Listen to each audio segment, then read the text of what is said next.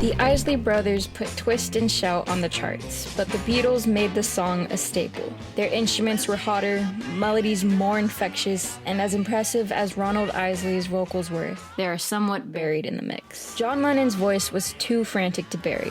His rasp turned the tune into the tale of an unhinged man on his knees, begging a woman to let him know. That's the difference between a good cover and a great cover. A great cover unveils dimensions to a song previous performers left unexplored. Good covers only remind you of the original's greatness. Danny Boyle's Yesterday is a good cover. It reminds the audience how essential the Beatles were not only to music, but to our values. The film's central conflict is Jack having to choose between fame and a life with Ellie. I've been waiting half my life for you to wake up and love me. He nearly goes with fame, but then he meets John Lennon. He lives past 1980 and is able to remind Jack of the message that underscores the Beatles' catalog. Tell the person you love them.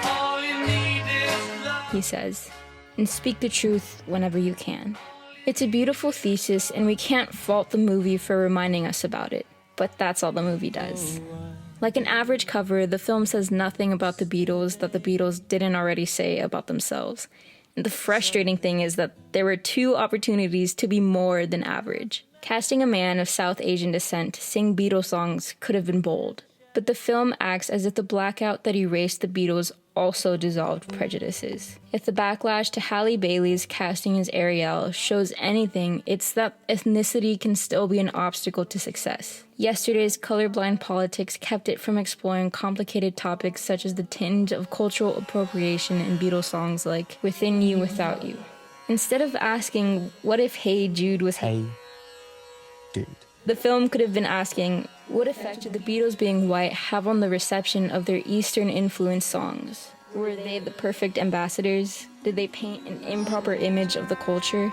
Whatever the answers, acknowledging race would have added a layer to Patel's rendition of the songs that the Beatles couldn't add themselves. But it brushes the topic aside, just like it brushed Lily James, its second opportunity to be great aside. She can sing. Take it easy. She moves with me, please. Imagine if her character was the only one in the world able to sing the words. Bringing a female voice to the songs we're accustomed to hearing from the male perspective would have been as inventive as Sgt. Pepper's Lonely Hearts Club Band itself. John Lennon's All You Need Is Love and Truth message might have remained the same, but at least it would have been delivered in a way he never could.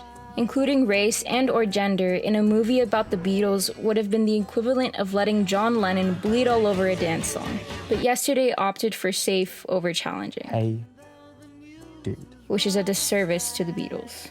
They never let expectations get in the way of their artistic wanderings. George grabbed the sitar. Paul went for the theatrics. Ringo crooned with confidence, and John screamed. If only Yesterday had followed their lead.